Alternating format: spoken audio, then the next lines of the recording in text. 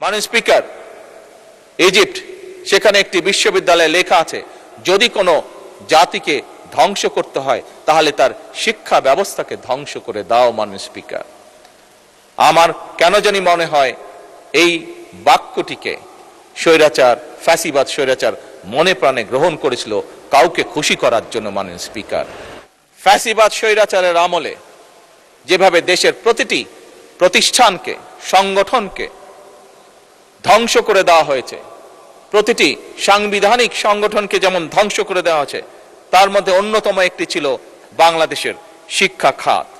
আপনি দেখেছেন মাননীয় স্পিকার, আপনার পরিষ্কার মনে আছে কিভাবে সেই সময় নকলকে উৎসাহিত করা হয়েছিল, কিভাবে সেই সময় অটো প্রমোশন দিয়ে আমাদের ছাত্রছাত্রীদের ভবিষ্যৎকে ধ্বংস করে দেওয়া হয়েছিল। মাননীয় স্পিকার, অত্যন্ত দুঃখের সাথে বলতে হয়, অন্তর্বর্তীকালীন সরকারের সময়ও আমরা এ ব্যাপারে কোনো পদক্ষেপ গ্রহণ করতে দেখিনি। মাননীয় স্পিকার, আমাদের শিক্ষা খাতের অনেকগুলো সমস্যা রয়েছে যা ফ্যাসিবাদ স্বৈরাচারের সময় শুরু হয়েছিল এবং পরিকল্পিতভাবেই তা করা হয়েছিল বলে একজন রাজনৈতিক কর্মী হিসেবে আমি দৃঢ়ভাবে বিশ্বাস করি। মাননীয় স্পিকার, এই সমস্যাগুলোকে অ্যাড্রেস করার জন্য যেমন প্রাথমিক সহ সকল পর্যায়ে শিক্ষকদের প্রশিক্ষণ, সঠিকভাবে ভালো প্রশিক্ষণ দেওয়ার জন্য, একইভাবে বিভিন্ন বিতর্কিত বিষয়গুলো সিলেবাসগুলোকে ধীরে ধীরে সরিয়ে আনা, একইভাবে শিক্ষার বিভিন্ন উপকরণ নিশ্চিত করা, এই সকল বিষয়গুলোকে আমরা প্রাধান্য দিতে চাই। মাননীয় স্পিকার, এবং এই কারণেই আপনি দেখেছেন মাননীয় স্পিকার, এবার বাজেটে বর্তমান সরকার শিক্ষা খাতে সবচেয়ে বেশি বরাদ্দ রেখেছে। এবং মাননীয় স্পিকার,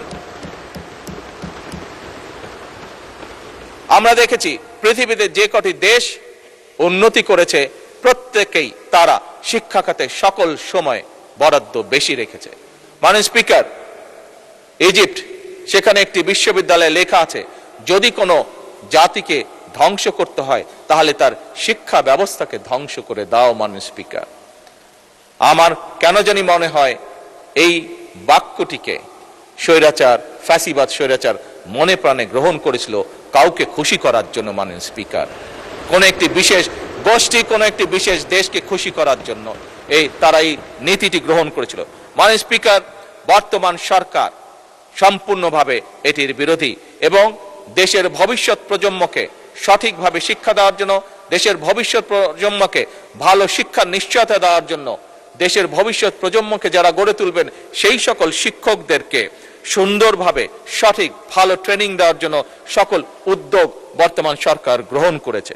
মাননীয় স্পিকার, এই কার্যক্রম যাতে আমরা সঠিকভাবে চালিয়ে যেতে পারি সেজন্য মাননীয় স্পিকার, আমরা যে পরিকল্পনা গ্রহণ করছি আগামী 5 বছরে ইনশাল্লাহ বাজেটের শতকরা 5% আমরা শিক্ষা খাতে পর্যায়ক্রমিকভাবে বরাদ্দ করব, জিডিপির 5%। মাননীয় স্পিকার।